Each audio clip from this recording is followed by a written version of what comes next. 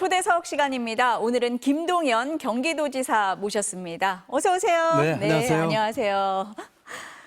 문재인 전 대통령이 지난주에 경기도청을 깜짝 방문하셨어요. 네. 그 전직 대통령이 경기도청 방문한 거 처음이라고 들었는데 그렇습니다. 왜 가셨을까 궁금합니다. 네.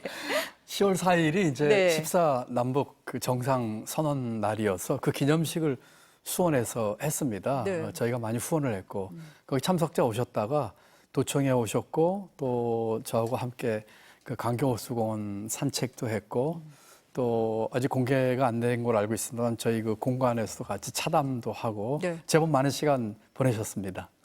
두 분이 무슨 얘기 하셨어요?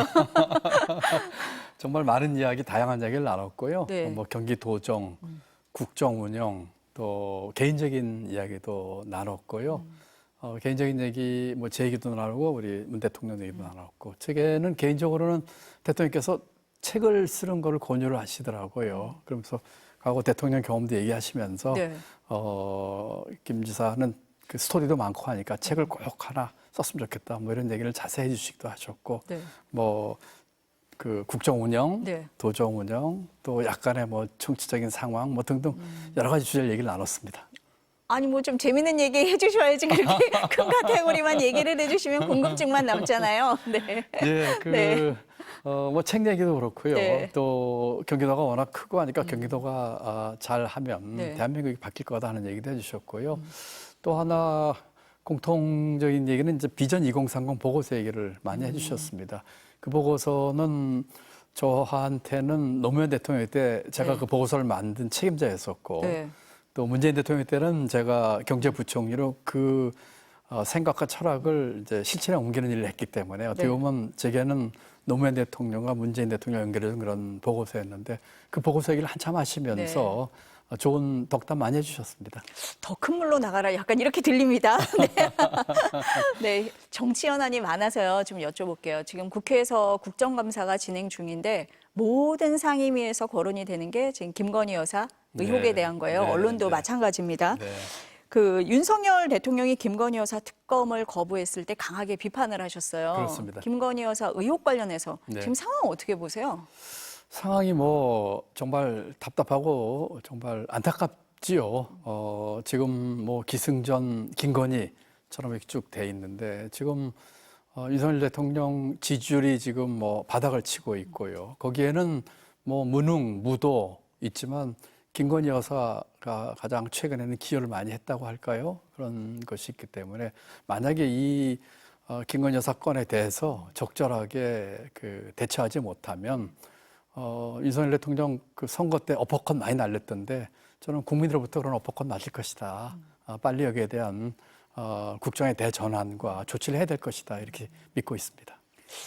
그 한동훈 대표가 공개적으로 김건희 여사의 공개 활동도 자제해야 된다. 이제 사과로는 이 사안이 해결되지 않는다. 이런 얘기를 합니다. 어떻게 보세요? 두 가지 생각이 드는데요. 네. 첫 번째로는 한동훈 대표가 얼마 전까지 정권의 가장 실세인 법무부 장관이었어요. 그때는 이 사건에 대해서 어떻게 했나요? 예를 들면 지금 도이치모터스라든지 각종의 수사를 해야 될 의혹에 대해서 본인은 어떻게 하고 지금 와서 그런 얘기를 한다는 것 자체가 지금 상당히 좀 앞뒤가 안 맞는 것 같고요. 두 번째로는 지금 뭐 활동 자제 이런 거를 지금 국민들이 납득을 하겠습니까? 이미 국민들의 그 감정과 인내의 임계치를 넘어섰거든요. 네. 그렇기 때문에 뭐 활동 자제 정도가 아니라 수사받고 특검하고 모든 건 명명백백하게 밝히고 보다 더 큰 조치가 있어야 되겠죠. 그러니까 그 윤석열 대통령이 특검을 거부한 데에 대해서 강하게 비판을 하신 건 이거는 정말 수사로 해결해야 될 문제다. 이렇게 보시는 거네요. 그렇습니다. 민주당에서는 계속 이 특검을 재발의를 해서라도 통과를 시키겠다라고 하고 있는데 지금 이게 여론이 안 좋은 상황에서 다시 국회에서 재발의가 된다. 이러면 다음에는 통과 가능성도 있다. 이렇게 보시는 거네요. 네, 저는 당연히 통과가 돼야 된다고 보고 있습니다. 국힘에 물론 이제 통과 내는 거고 이제 다시 거부권 행사됐을 때 이제 제부의 재표결 아니겠습니까? 과정이 있겠지만 그때도 지난번에도 뭐 국힘 일부가 이탈했다고 들었는데 네. 지금의 이 상황을 수습하기 위해서는 당연히 특검법에 그 국힘의 일부도 같이 동조를 해서 통과를 시켜야 된다. 또 그럴 가능성이 제법 있을 거다. 이렇게 보고 있습니다. 김건희 여사 의혹이 굉장히 여러 가지가 거론이 되고 있는데 최근에 가장 여권을 흔들고 있는 건 명태균 씨예요. 네, 네. 처음에 김건희 여사 공천 개입 의혹으로 시작이 됐는데 지금은 뭐 지난 대선에 개입했다는 의혹도 나오고 있고 뭐 여러 가지 뭐 일파만파로 지금 퍼지고 있습니다. 실체가 있다고 보세요? 이 사안은 어떻게 보세요? 제가 뭐 그 내용을 자세히 알지는 네. 못하겠지만 언론에 나오는 보도 내용을 봤을 적에 네. 전에는 한 명의 최순실이 있었는데 이번 정권은 도대체 몇 명의 최순실이 있는지 모르겠다 그런 생각이 들고요. 한강 작가가 노벨상 수상을 하셔서 제가 그 축하한다는 그 SNS를 올렸습니다. 네. 제가 아주대 총장 할 때 그 책으로 학생들과 토론을 한 적이 있었거든요. 채식주의자란 네, 책이었는데 이런 댓글이 달렸더라고요. 축하하면서 대한민국은 정치만 잘하면 됩니다. 나머지는 국민이 다 알아서 합니다. 네. 이런 댓글을 다셨더라고요. 이번에 그 명태균인지 또 김대남인가요? 이런 걸 보면서 전행정관. 네. 너무나 한심스럽고 복수의 최순실이 이 정권에서는 있다. 그리고 윤석열, 김건희 여사 모두가 다 장디에 숨어서가 아니라 이 떳떳하게 여기에 대해서 의혹을 밝히고 하지 않으면 나중에 더 큰 어려움을 이 정부와 정권이 겪게 될 것이다. 그렇게 생각하고 있습니다. 아까 잠깐 언급을 하셨는데 최근 이 여러 기관에서 나오는 여론조사에 보면 대통령 국정 지지율이 거의 최저 수준입니다. 가장 큰 원인 뭐라고 보세요? 복합적이지요. 네. 말씀드린 것처럼 무능무도 그리고 경제에 있어서의 지금 제대로 하지 못하는 것들, 외교도 마찬가지고 남북 관계는 모든 게 그런데 최근에 가장 큰 원인은 아무래도 김건희 여사인 것 같습니다. 김건희 여사 건으로 인해서 수많은 의혹들이 쌓이고 있고 네. 또 최근에 해외 순방 가는 것들도 모습이 이렇게 썩 아름다워 보이지 않아요. 그러다 보니까 국민들의 그 인내에 그 임계치를 지금 넘어섰다. 감정성을 건드렸다. 그래서 최근에는 김건희 여사 건이 가장 큰 원인이 아닐까 이렇게 생각이 듭니다. 정치에 대한 실망, 아까 그 댓글에도 그렇게 네, 달렸다고 하셨는데 경제, 민생 어렵다는 얘기 굉장히 많이 해요. 경기도지사시기도 하고 또 네. 경제 전문가 아니십니까? 예. 지금 윤 정부의 경제 정책 방향 어떻게 보세요? 지금은 뭐 경제 정책의 공백이죠. 그리고 이미 경제 또는 경제 정책에 있어서는 저는 레임덕에 들어갔다 그렇게 생각을 하고 있습니다. 2, 4분기 우리 경제가 마이너스 1.4%를 기록을 했어요. 그리고 지금 내수, 투자, 소비가 다 부진합니다. 수출만이 하나 근근히 버티고 있는 상황인데 그런데 지금 정부에서는 경제 좋다고 얘기를 하고 있어요. 그러다 보니까 상황 인식이 제대로 안 돼 있고 또 두 번째는 잘못됐다 하면 아직까지도 전 정부 탓을 하고 있고 그러다 보니까 시장의 신뢰를 잃고 있죠. 가장 큰 문제는 네. 이와 같은 거시경제 지표와 상관없이 민생이 지금 파탄 지경까지 이뤘다는 것이 가장 큰 문제지요. 말씀드린 것처럼 소비, 투자, 내수 부진하다 보니까 골목 상권 죽고 있고 자영업자 지금 하소연하고 맞아요. 있거든요. 이런 상황에서 지금 재정은 지금 그 긴축 재정을 뭐 균형 재정 핑계 대면서 네. 사실은 긴축 재정 가고 있어서 정부가 이와 같은 것을 해결하는 임무를 지금 해태하고 있는 그야말로 전반적인 지금 재난의 상태지요. 지금 경제 정책 공백 그리고 경제에 있어서는 이미 레임덕에 들어갔다. 저는 그렇게 보고 있습니다. 네. 지금 말씀하신 것처럼 지난번에 대통령의 국정브리핑에서 경제 좋아진다 이렇게 얘기를 했어요. 근데 골목 상권이나 자영업자들 지금 굉장히 어려운 상황이거든요. 이런 인식의 차이가 어디서 오는 겁니까? 우선은 실상을 네. 제대로 모르고 있거나 알더라도 호도하는 거겠죠. 지금 그 시장에 나가보거나 네. 이 전통시장 나가보면 뭐 한눈에 알아볼 수 있거든요. 빈 사무실 임대 공간들은 얼마나 많이 있습니까? 정부가 시장으로부터 신뢰를 얻기 위해서는 이 지금의 경제 상황에 대해서 정확하게 보고 그 실상을 그대로 알려야 됩니다. 네. 그리고 그 어려움을 극복하기 위한 비전과 정책을 제시하고 같이 필요하다면 이 고통도 분담하다는 얘기를 해야 되는데 거꾸로 지금 경제 좋다고 하고 있고 네. 수많은 서민들 또 자영업자 소상공인 이런 분들은 지금 뭐 죽을 지경이고 그러니까 국민들 염장 지르는 이런 일들이 벌어지고 있거든요. 그래서 실상에 대한 인식 부족 네. 또는 호도 또 그것을 대처할 수 있는 경제 정책의 부재 내지는 거꾸로 하는 방향 이런 것들이 지금 아주 종합적인 지금 뭐라고 할까요? 뭐 재난 상태. 총체적 난국이다. 예, 그렇습니다. 아, 그게 좋네요. 총체적 네. 난국인 것 네. 같습니다. 예. 그럼 자영업자들 문제를 해결하기 위해서 뭐 어떤 방안 같은 게 좀 있습니까? 네, 지금 그 말씀 아까 드린 것처럼 네. 그 지금 윤석열 정부는 건전 재정을 주장하면서 긴축 재정을 하고 있습니다. 작년에 2.8% 재정 증가율, 금년에 3% 조금 넘는 증가율 했는데 물가 상승률에도 못 미치는 그 재정 증가율이었어요. 지금 정부가 이 재정의 확대 정책을 통해서 네. 이와 같은 어려움을 풀어줄 수 있는 재정 정책은 금융 정책과 달리 이렇게 타겟팅을 할 수가 있거든요. 금융 정책 예컨대 오늘 한국은행이 금리를 내렸는데 네. 금리나 통화는 모든 국민과 모든 경제 주체에 해당이 되는데 재정은 필요한 부분 필요한 사람에게 타겟팅할 수가 있습니다. 그렇다면은 지금의 상황에서 우선 이 경제 정책의 대전환이 필요한데 그 중에 첫 번째는 재정 정책을 적극적으로 재정의 역할을 적극적으로 해서 이 어려운 부분 타겟팅해서 도울 부분들에 대해서 보다 적극적인 역할을 해야 되는데 첫 번째가 이제 그와 같은 어려운 분들에 대한 것이고 두 번째가 산업 정책에 대한 것이지요. 지금 대한민국에 산업 정책이 있나요? 지금 세계 모든 나라들은 이 급변하는 국제 정세 속에서 산업 정책을 통해서 뒷받침하고 있는데 우리는 그런 것이 없지요. 그래서 그와 같은 어려움을 극복하기 위한데 또 민간이 하지 못한 투자를 정부가 해야 하는데 적극적인 재정을 해야 되겠다. 네. 그런 것을 필두로 해서 이 경제 정책의 대전환이 필요하다 이렇게 생각하고 있습니다. 완전히 바뀌어야 된다. 그렇습니다. 그렇게 네. 말씀을 하시네요. 네. 주식시장도요. 네. 우리나라만 안 올라요. 지금 보니까 전 세계적으로 뭐 20에서 30% 정도 다 올랐다라고 하는데 우리 자본시장, 우리 주식시장은 왜 이렇게 주춤한 상황인 겁니까? 지금 우리 앵커께서 말씀하신 것처럼 다른 나라는 불장인데 네. 우리는 뭐 막장 또는 물장이라고 하고 있거든요.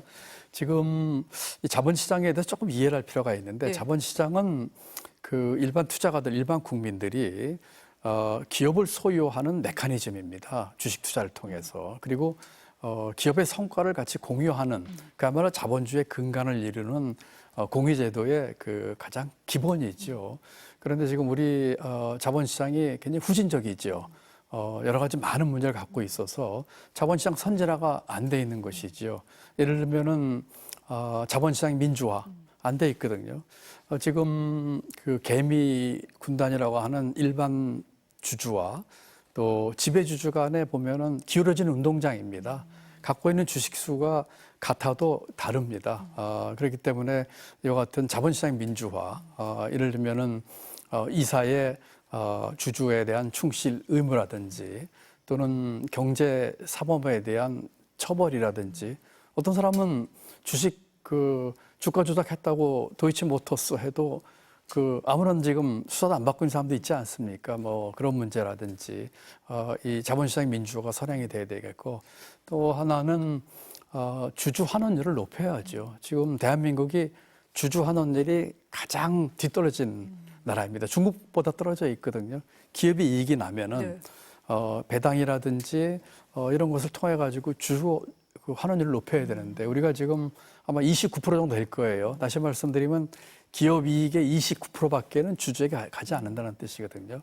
이와 같은 자본시장 선진화가 되어 있지 않기 때문에 또 하나는 코리아 디스카운트지요.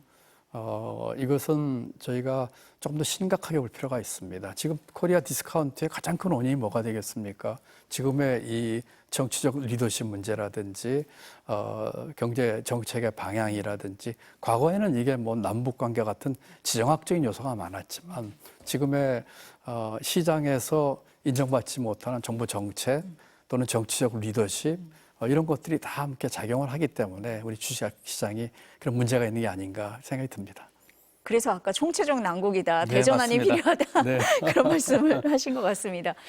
지금 시청자들이 많이 궁금해하실 것 중에 하나가 금투세예요. 네, 네. 지금 국민의힘에서는 금투세 폐지해야 된다 계속 일관되게 얘기를 하고 있는데 민주당에서는 당내 논의를 하겠다라고 해서 지금 지도부에게 이름을 한 상태입니다.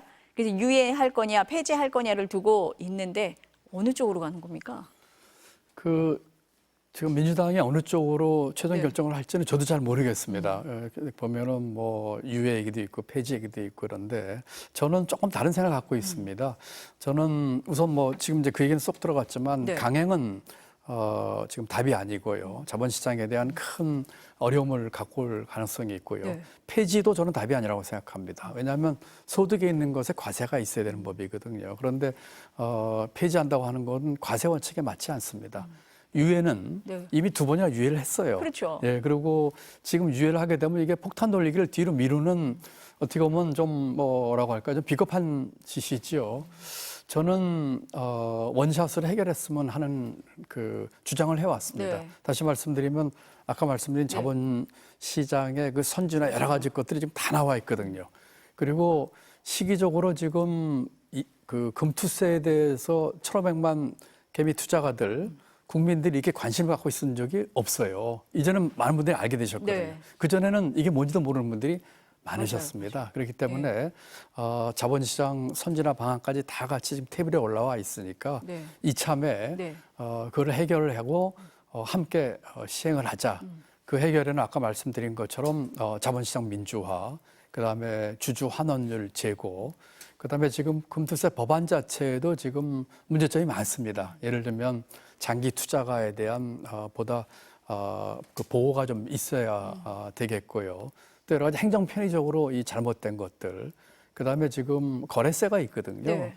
이 거래세가 과거에 그 금융실명제 있기 전에 도입했던 겁니다. 지금 주식 투자를 해서 손해를 봐도 그 거래세를 내야 되거든요. 네. 금투세 도입과 동시에 거래세는 완화 또는 폐지를 해야 되겠다. 이런 것들이 함께 원샷으로 이루어져야 되겠고, 이렇게 함으로써 우리 1,500만 개미 투자자들이 건전하게 수익을 올릴 수 있는 근간을 만들어줘야 되겠다. 이렇게 생각하고 있습니다. 아니 근데 지금 금투세가 당장 내년에 시행하도록 돼 있잖아요. 그렇습니다. 그러니까 지사님 말씀 들어보면은 되게 바람직한 방향 같기는 한데 시간적으로 그게 가능합니까? 네, 저는 가능하다고 봅니다. 왜냐하면 아까 말씀드린 것처럼 이 문제가 이미 이 시장과 우리 사회에서 공론화가 돼서 모든 문제가 지금 테이블 위에 올라와 있습니다. 시간이 좀 촉박하긴 하지만 네. 빨리 의사결정을 하면 될 것 같고요. 네. 예컨대 이걸 또 유예하는 식으로 해가지고 이게 결국은 그 미봉책이거든요. 그래서 이참에 그렇게 해결했으면 좋겠다. 그리고 그와 같은 자본시장의 선진화가 네. 1,500만 개미 투자가에 대한 건전하게 수익을 올리고 기업의 성과를 공유할 수 있는 터전을 만드는 동시에 기업의 그 투자도 유치를 하는 방법이 되겠고, 대한민국 경제를 위해서도 그 방법이 가장 바람직하다. 저는 그렇게 생각하고 있습니다. 민주당 지도부에 말씀하셨습니까? 네, 뭐 이런 얘기는 네. 뭐 이런 저런 뭐 간접적인 방법으로 많이 얘기를 나눴죠. 네. 그럼 지도부가 결정을 하는데 좀 영향을 주고 계신 거네요, 지금. 네. 예, 그러기를 바라고 있습니다. 그러기를 네. 바라신다. 네. 그 민주당이 당론으로 추진했던 전국민 25만 원 지원법 좀 다른 입장이셨잖아요. 지금도 그러세요? 예, 저는 뭐 네. 그 지금의 상황, 아까도 이제 그 재정의 적극적인 역할을 강조를 네. 했지만 이 재정이 그 보다 적극적으로 그 확장 재정을 해야 네. 되고 한다는 뭐 같은 생각입니다. 그래서 같은 입장이고요. 다만 전 국민에게 뭐 같은 돈을 나눠주기보다는 취약계층, 어려운 계층에 보다 촘촘하고 두텁게 가게끔 하도록 이 스킴을 만들었으면 좋겠다. 그러면 그 상위층에 있는 분들에게 갈 것들을 하위층에 더 많이 줄 수도 있거든요. 그리고 이 25만 원 재난지원금은 시혜적인 복지 차원이라기보다는 경기 진작책입니다. 그렇죠. 경기 진작에 있어서 일정 소득의 이상의 고소득층은 그 돈 들어온다고 소비가 늘어나거나 뭐 부자들이 하루에 3끼 이상 4끼 5끼 먹나요? 그렇기 때문에 이 서민계층 어려우신 분들은 소비성이 높기 때문에 추가 수입이 들어오면은 그걸 소비로 쓰시거든요. 그렇기 때문에 그 같은 소비 진작에 있어서도 전 국민 나눠주는 것보다는 어렵고 힘든 분에게 두텁고 촘촘하게 나누는 게 좋겠다. 전에 전 국민에게 재난지원금 나눠줄 적에도 네. 나중에 그 분석한 자료를 보니까 소비 성향이 그렇게 크게 높이지를 못했습니다. 그래서 그것을 주장을 했고 민주당에서도 이와 같은 것에 대해서 당론과 다르다기보다는 뭐 이재명 대표를 포함해서 당 지도부에서 여러 차례 여기에 대해서는 신축적인 얘기를 하셨기 때문에 제가 볼 때 뭐 크게 뭐 방향이 다르다라고 생각하고 있지는 않습니다. 그러니까 이재명 대표도 추후에는 선별 지원도 가능하다라고 했지만 그렇습니다. 처음에는 이제 이걸 주장을 하면서 지사님이 이재명 대표하고 좀 차별화하기 위해서 이런 주장을 하는 거 아니냐 이런 얘기도 나왔었는데요. 저는 뭐 그런 차별화를 위해서 주장하는 적도 없고요. 네. 그냥 제가 갖고 있는 소신입니다. 네. 제가 오랫동안 네. 경제정책과 또 사회정책을 했던 사람으로서 또 만들었던 사람으로서 네. 지금의 경제 상황으로 봤을 적에 또 제가 대한민국 경제 운영을 책임졌던 사람이고 나라 살림을 10년 했거든요. 네. 그런 사람으로서 이런 방법이 지금의 한국의 경제 상황으로 봐서는 더 좋다 이런 뜻이지 네. 뭐 각을 세우고 말고 할 게 뭐가 있겠습니까? 아니 이재명 대표 얘기가 나왔으니까 네. 여쭤보는데 뭐 11월 위기설도 있고 하면서 신산김으로 불리십니다. 지금 네, 지사님, 네, 뭐 네. 김부겸 전 총리, 뭐 김경수 전 지사 예. 어떻습니까? 예, 저도 그 얘기를 많이 듣고 있는데요. 아니 차기로 다들 염두에 두고 계신 후보시잖아요, 지사님도. 뭐 네. 김부겸 네. 총리나 전 총리나 뭐 네. 김경수 지사도 뭐 제가 잘 아는 분들이고 다 그 훌륭하신 분들이고 무엇보다도 그 인간적으로 다 좋으신 분들입니다. 네. 저랑 아주 가깝고요. 신상김이란 이름까지 붙이게 된 것은 저는 국민들의 그 정권 교체에 대한 열망이라고 생각합니다. 다시 말씀드리면 많은 국민들이 지금의 윤석열 정권에 대해서 많은 불만이 지금 고조되고 있고 정권 교체를 이루어야 되겠는데 그렇게 하기 위해서는 그 정권 교체를 이룰 세력에 대한 파이를 키우는 그런 기대가 좀 들어가 있다고 보고요. 그리고 민주당 입장에서는 국민의 염원인 정권 교체를 이루기 위해서는 첫째로는 내부적으로는 다양성을 기해야 되겠고 외부적으로는 확장성을 기해야 됩니다. 그래서 아마 이와 같은 기대의 어떤 증거로서 네. 뭐 신삼김이나 이런 얘기를 하고 있는 게 아닌가 네. 그런 생각이 듭니다. 어깨가 무거우십니까? 네. 그 아까 그 문재인 전 대통령 14 남북 정상선언 이 기념식에 같이 그때 가셨다는 그렇습니다. 거잖아요. 그 자리에서 윤석열 정부의 대북 정책을 궤도 이탈이다, 역주행이다 이렇게 비판을 하시면서 민주당 정권의 평화 정책을 계승하겠다, 경제 통일의 길을 열겠다라고 하셨는데 사실상 차기 대권을 염두에 둔 거 아니냐 이런 해석 나왔습니다. 예, 뭐 대권 뭐 그런 게 아니라 이제 지금 남북 관계에 대한 네. 이제 그 기본 철학이고 제 소신이죠.